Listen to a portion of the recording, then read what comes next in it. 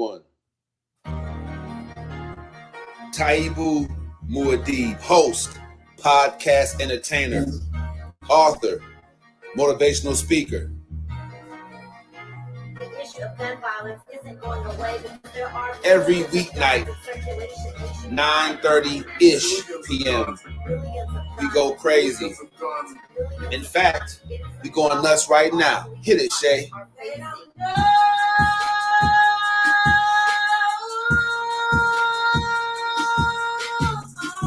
Come on, a little bit more. Yeah. It's cold out here, y'all. And I'm telling you one thing. It's amazing.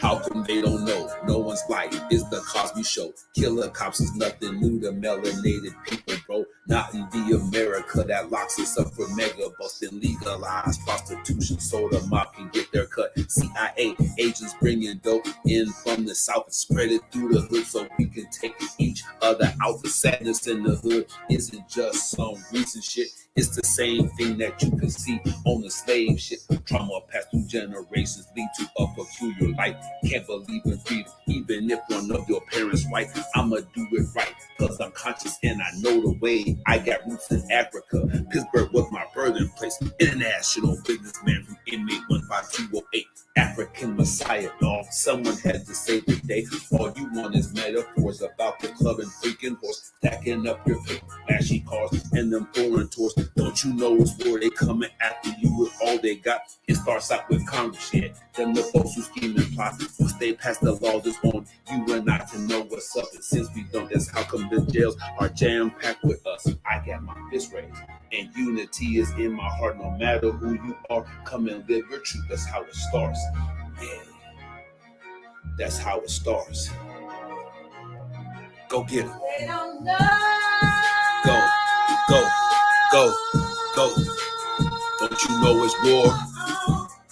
They coming after you with all they got. All you want is metaphors. International businessman. Can't believe in freedom.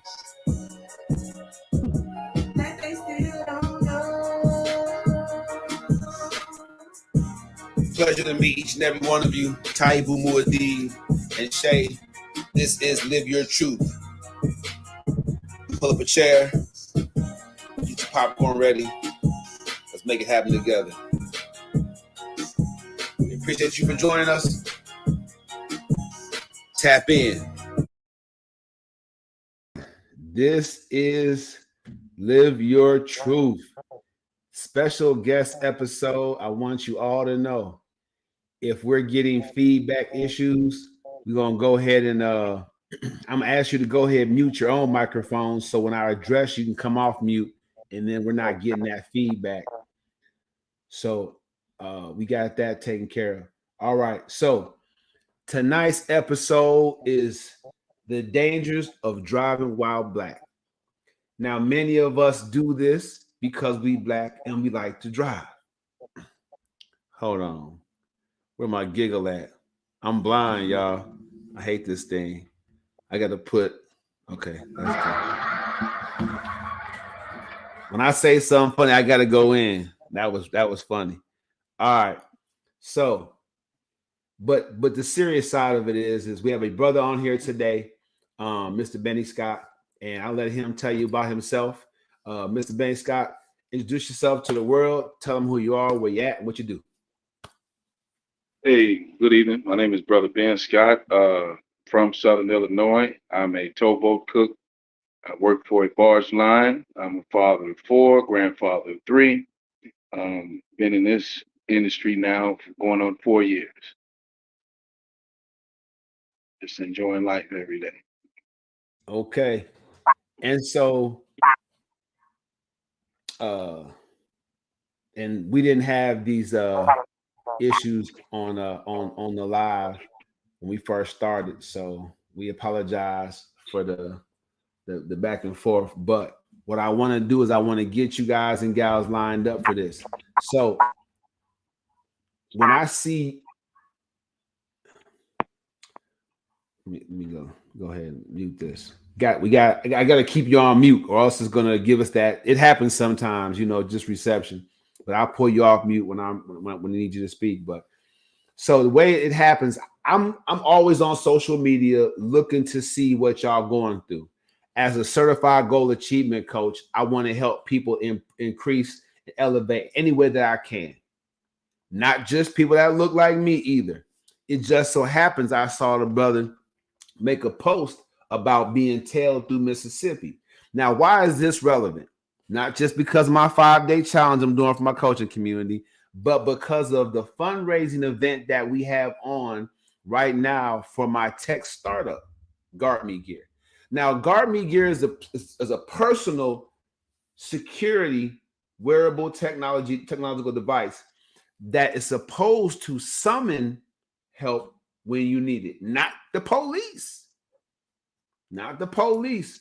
We have our own trained responders that are going to respond with empathy, and their main job is to make sure that you're safe. Some of them may be licensed private security guards in that state that you're in, and so they might be armed. But them having weapons is not the issue. The issue is your safety. So a person that's not armed can, especially when you're being addressed by the police, a person who's not armed can help give you a safe space more than someone that actually is, because the police shouldn't feel threatened by them, so they want to make sure you don't feel threatened by them. Does that make sense? So that's why I joined with Brother Benny Scott tonight, just to go live over here on TikTok, Instagram, Facebook, and my YouTube page. Please subscribe to my YouTube page to keep it popping. All right. So, Mr. Scott, I want you to start from the beginning. I gave him some background. Start from the beginning, and then I'll tie in later how Guard Me Gear is going to help our people and all people deal with police brutality. All right, let's go. Okay. Well, this is what happened. It was this past Wednesday. I was driving to work in a rental. I had to be the hotel room down in Zachary, Louisiana. And when I got to one of the towns in Mississippi, I can't remember the name of the town specifically, but it's one of them little small towns, and you got a bunch of winding back roads. The route that the GPS had me going, and when I got on one of them dark roads, some followed me.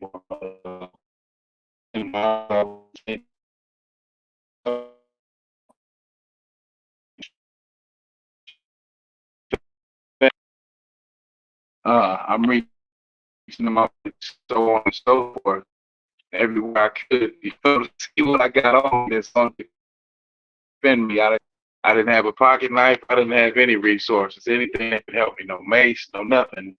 And I'm nervous. This is Mississippi. There's a lot of stigma with the state of Mississippi. If you look like me and you, we know the history. And so I'm like, man, this is crazy. I broke it down to, it was a 55-mile zone. And I broke it down.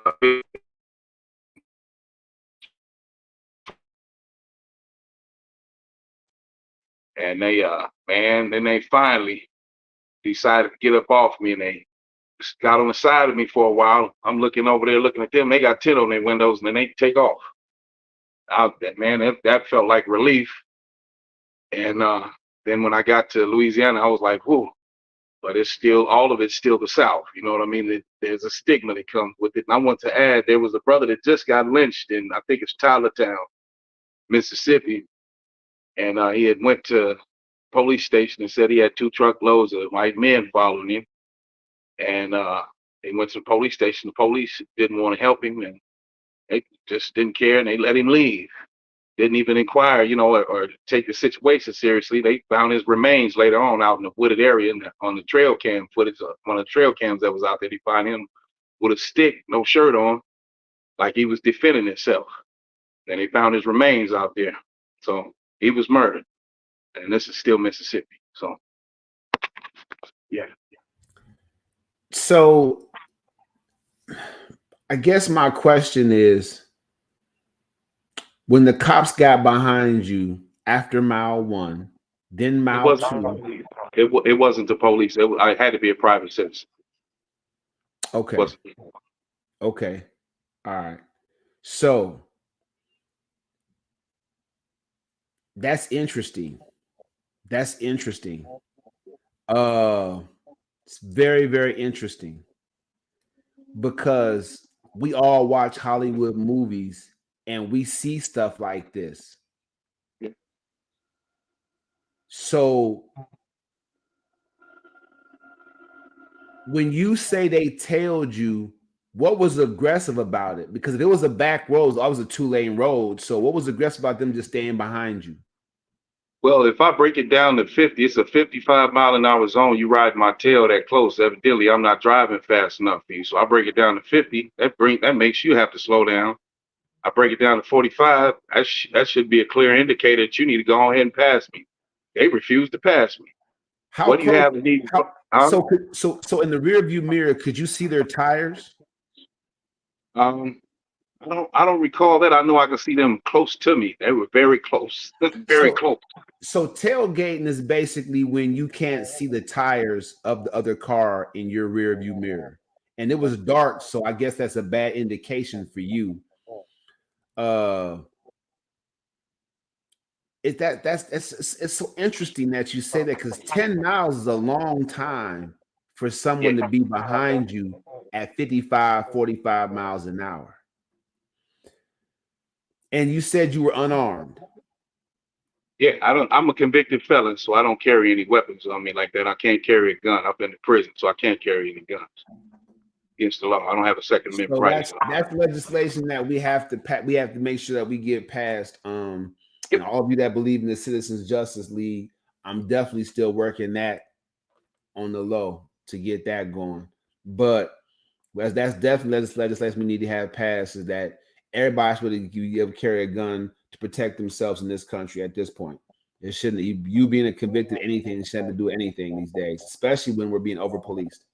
But they should treat that the same way they treated fair chance laws, because they violate Title VII of the Civil Rights Act of 1964. They should treat that the gun carrying situation the same way. Yeah, I mean, and you know, in most states, even if you are a felon, there are certain firearms you can carry, long rifles and such. Just do your research so you're not out of bounds. All right. Here's the thing. A private citizen tailed you for 10 miles and they had tint on the windows. Do you think you could ascertain at that moment if they also looked like you or if they didn't? I couldn't tell. I had no clue as to what the person looked like in the vehicle. I couldn't even tell you if there was more than one person in the vehicle. It was dark. All you have is the little lights that are on the road. You know what I mean? And if you pass by a residence, there might be, a street light above the house, or, porch light on, something like that. But this was the boonies. This was the hicks and the sticks, as they say down where I'm from, Southern Illinois. This was country. Wow. So, being from Pennsylvania, having lived in the North all my life, Wisconsin, Ohio, Indiana, I can't really say outside of law enforcement that I've ever been concerned about a private citizen in that manner. But clearly, in the South, it just makes sense that you are circumspect about how you handle that situation. Now, I would like to know what your contingency plan was just in case started to happen. Well, that car was going to become a weapon. Okay. That car was going to become a weapon. That's what was going to happen. And they was going to have to kill me.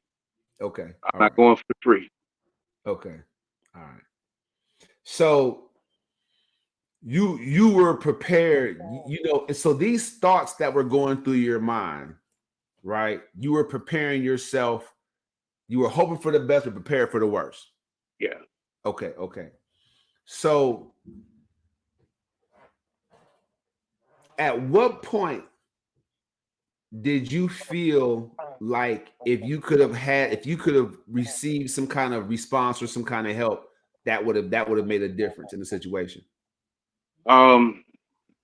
Actually, what was going through my mind was, can I hurry up, get to Louisiana, to Zachary, so I can see more. You know, we in some city limits. I'm all I'm doing is looking at this car, looking ahead of me, looking down at my phone to see how far I got. You know, how much longer do I got to go? You know, let's say 30 minutes. I'm like, man, you know, and that was at a point where we had, we had been 10 minutes with them following me, and my phone is saying like I had like 40 minutes, 30, 40 minutes, 38 minutes. I'm like, man, they gonna let up, they gonna keep following me. What's going on? Next And thing you know. so what you're saying is appropriate because we have Trayvon Martin and that jogger, right? The young black man that was killed by the Europeans, right? Mm-hmm. I'm looking it up real quick. I had his name on the tip of my tongue. I can't say it right now. Ahmaud Arbery. Is that what we talking about? Yeah. Okay. So I'm gonna go ahead and go here, and then I'm gonna go ahead and screen share this. So this is why driving while black, even when it comes to private citizenry, it's tough to not have the support and the response of the Guard Me gear, personal security tech wearable. All right. So we looking at, it says 3 European men are found guilty of murder. Oops. Of unaliving. Scar, I'm on TikTok. I don't want to say nothing. They be flagging me. Found guilty of taking the life of Ahmaud Arbery. All right. Unprecedented as it is, it happened for us. 3 European men chased down and took the life of Ahmaud Arbery, 25-year-old brother who was jogging through their Georgia neighborhood. They were all found guilty on taking his life. The high-profile situation, it took 10 weeks for law enforcement to make the first arrest, and brought about many protests of injustice based on your culture. But when you look at it, he was just jogging, and that was enough for him to lose his life in broad daylight. People just jogging. Arbery, an avid runner, was jogging through Satia Shores neighborhood in Glenn County when McMichael spotted him, then pursued him. Brian later joined the chase, which the prosecutor said lasted 5 minutes. Travis and McMichael approached Arbery with the weapon, and after a brief struggle, took his life.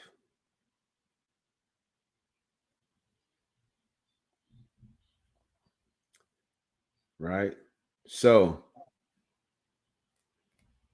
just putting it out there, this was obviously something that you knew the name. I had to look it up, but we have to be concerned, don't we? Yeah. Keep up with stuff. Keep up on stuff like that. All right. So, with that being said, I can go right to my next screen share, which is basically so I'm raising money for my tech startup. It's called Guard Me Gear, and the main issue that I have right now is We just don't have a response. If you look at the Avengers, right? If you look at the Avengers movies, what do they say?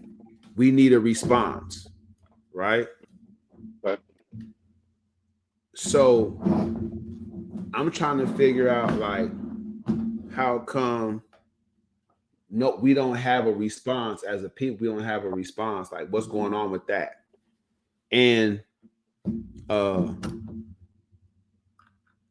wanted to do something to solve that. I really did. So I'm gonna go ahead and screen share what the fundraiser looks like and the GoFundMe page looks like, because I don't know what other people are doing on GoFundMe, but this is a good cause, everybody. I want you to look at this. Mm-hmm. So a 4-man board, and myself included, when I brought this startup to people, I was in Madison, Wisconsin at the time. You know the area. I had retired police lieutenant, now deceased, may he rest in peace, Wayne Strong, who oversaw the Southside Raiders youth organization for a long time, right? Did you know about the Southside Raiders organization? Oh, most definitely. I had friends who played for him. I used to play at Penn Park all the time. One of my best friends growing up, Gregory Henderson, used to play for Southside Raiders. Yeah. You know, Will Smith. You know, several people that played for the Raiders. You know, yeah. So, yeah, I mean, so Wayne Strong took it over after Will Boy Smith, after that whole situation, after he moved on. So Wayne was on the board until he passed away suddenly, right? Sterling Link, I met him at the Urban League, right? Ibrahim Haroon, a business owner there in Madison. So brothers, 4 brothers came together and we put our heads together and we looked at this and we came up with this YouTube video. Sterling put this together for us to show everybody how legit it is, the whole business model, how it's going to work, everything. So before you donate, and I'm just asking $5, and then you share this with somebody else. Because if you look at it and look at the problem, you like this right here, this is all we need. So 150,000 is the goal. If everybody puts in their $5 and passes the link to somebody else, we'll get there. I'm hoping by spring break, I can start prototyping and manufacturing the first few devices to show everybody. Let's get this thing going. Because when you look at this, and if I click on this right now, and we break it down. In this video, we would like to share with you our vision for Guardian Gear. Let me pause it right here. I know the video. Let me move on down the line. All right. Let's join talk. If needed, there could also be some personal assistance available. We certainly would see that in, again, like those kind of community demonstrations that we'd be engaged in. Majority of the revenue from this business, just so look at web sales, having I'm going to get to the point where he talks about how it works. There it is. What kind of devices? Well, these devices may be concealed within clothing or as accessories, think belt buckles or necklaces or earrings. Alternatively, smartphones could summon instant response with an installed app. What does that mean in human terms?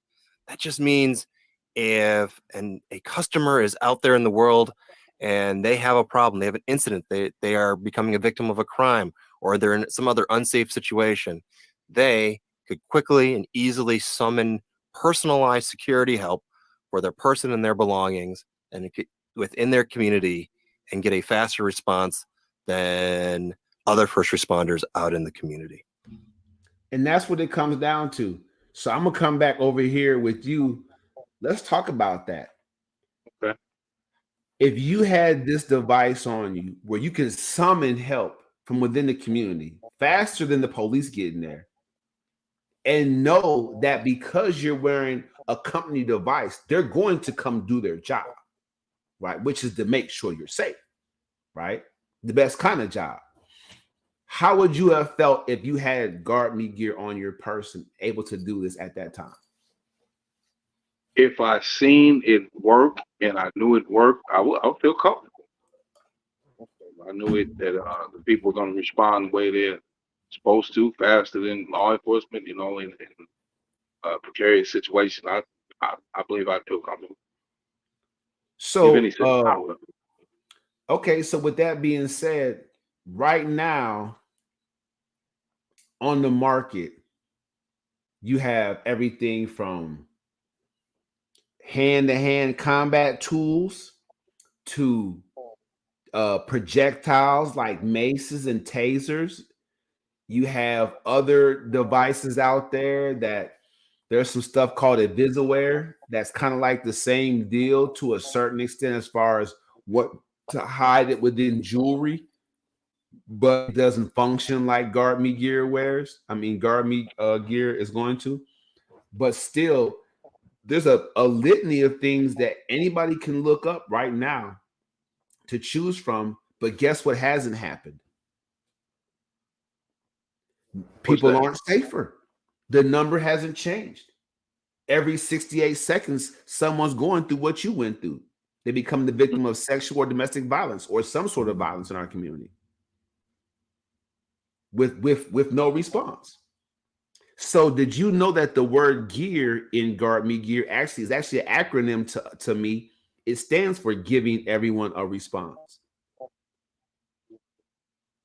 So when you put your I want you to know right now, when you put your $5 in the pot, you become a part of history, because this is something that since the slave ships and the raping of the slave that was being done by certain individuals has never stopped.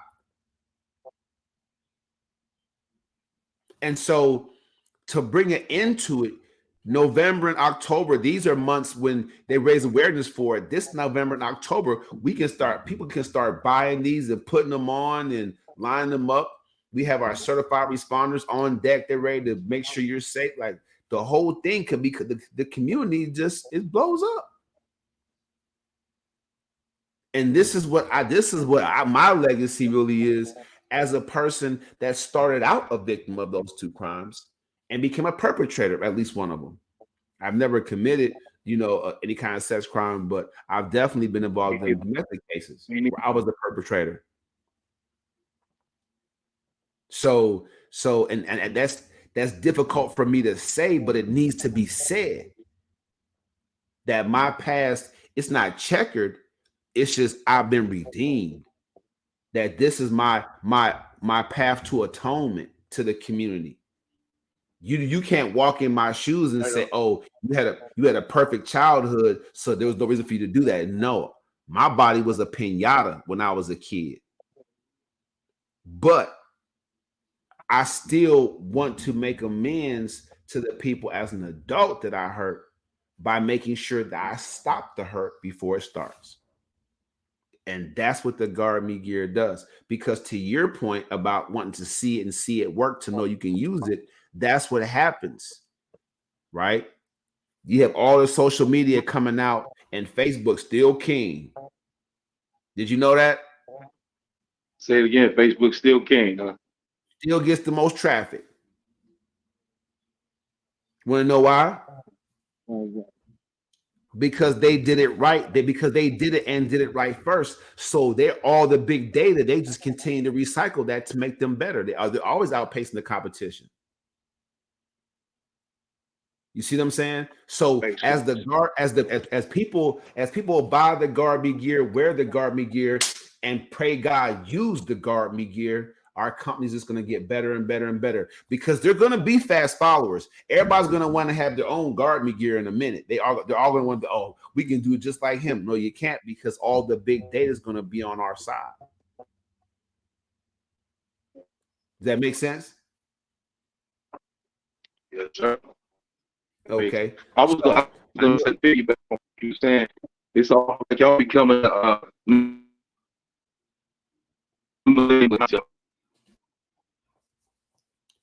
You're breaking up a lot, so I'm not getting much of what you're saying right now. Could you go a little slower and try to get that out? Can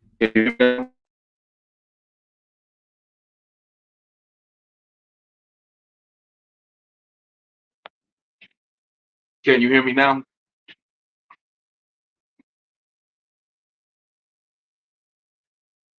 Hello? Yep, that's better, much better. Go ahead. Can you hear me now? Okay. What I was saying is, with this new technology, sounds like y'all becoming that y'all could become a new version of the BPP with the response. And so there have been a lot of community organizations. You have MADD, Mothers Against Drunk Driving. There have been a lot of community organizations down the line that have tried to put together a community response for things that are taking lives, preventable situations. Teenage drunk driving deaths is a preventable situation. Would you agree?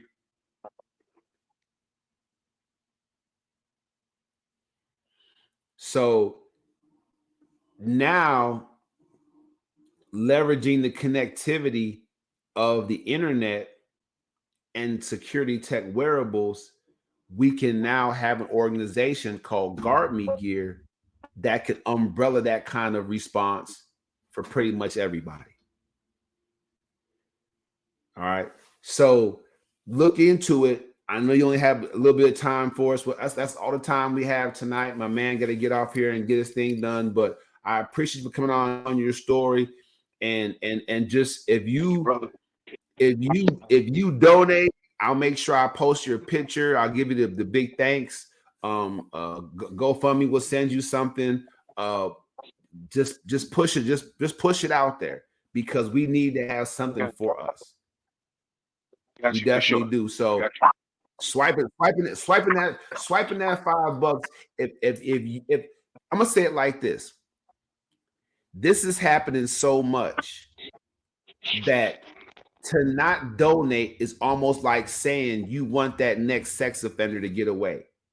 You want that, and it could be a girl teacher or a guy teacher. We see that now, Arjuna Wynn. We see you out there. It could be, is you're basically saying that you know that your homeboy beats his girl and you're okay with it. If you don't get this, help me get this device out there, y'all basically become enablers now. I'm not calling you out, but I'm calling you out. It's just $5. That's basically a gallon of gas. So you got to stay in the house a little bit, but make sure we get this thing done. All right. And we're gonna lock this thing in. Two gun salute to my man Benny Scott. I'm gonna let him go ahead and give his shout outs. Go ahead, give it to us. Hey, shout out to everybody. I grew up with it. Madison, Wisconsin, Percy Brown, whole Henderson family, Tyson Sadiq Dunn, Chris Powers, Chris Mills, Damian Johnson, Will Smith and family. All the homies I grew up with, everybody. Love all of y'all. Peace and blessings. And thank you for having me on your show, brother. I appreciate it.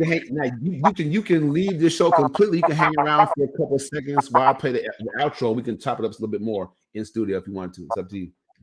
All right, everybody. So I got my man on backstage. So look, Taibu Muad'Dib, I'm not going to say too much more. He shot out pretty much a good portion of the South Side and not the new South, the old dirty. So shout out to everybody he mentioned. I appreciate you guys for coming on tonight. This is a serious issue and topic. If you don't feel safe, you want to go ahead and donate to Guard Me Gear. Put your $5 in and pass that link to your friend. All right. Taibu Muad'Dib, we're going to get y'all out of here with the song, The Phrase That Pays, the song that mattered. Let's go.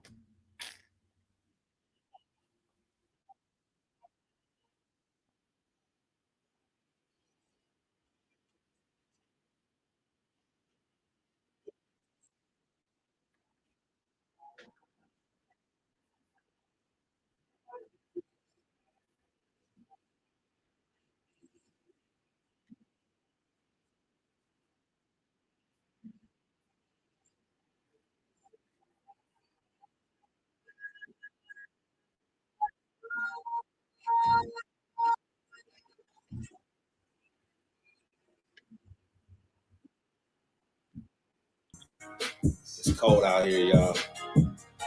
Out here in these streets. telling you one thing. It's amazing. How come they don't know? No one's life is the Cosby Show. Killer cops is nothing new to melanated people, bro. Not in the America that locks us up for mega busting, legalized prostitution so the mob can get their cut. CIA agents bringing dope in from the south and spread it through the hood so we can take each other out. The sadness in the hood isn't just some recent shit. It's the same thing that you can see on the slave ship. Trauma passed through generations lead to a peculiar life. Can't believe in freedom, even if one of your parents right. I'ma do it right, cause I'm conscious and I know the way. I got roots in Africa. Pittsburgh was my birthplace. International businessman from inmate 15208. African Messiah, dog. Someone had to save the day. All you want is metaphors about the club and freaking horse. Stacking up your paper, flashy cars, and them foreign tours. Don't you know it's war? They coming after you with all they got. It starts out with Congress, yeah. Them the folks who scheme and plot. Once they pass the laws, it's on you and I to know what's up. And since we don't, that's how come the jails are jam-packed with us. I got my fist raised, and unity is in my heart. No matter who you are, come and live your truth. That's how it starts. Yeah, that's how it starts. Go get 'em.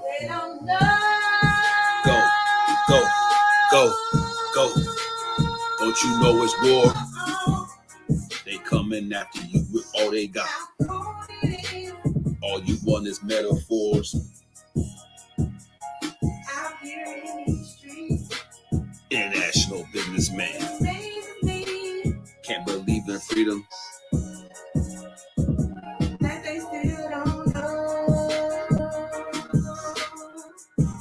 Pleasure to meet each and every one of you. Taibu, Muad'Dib, and Shay. This is Live Your Truth. Pull up a chair. Get your popcorn ready. Let's make it happen together. We appreciate you for joining us. Tap in.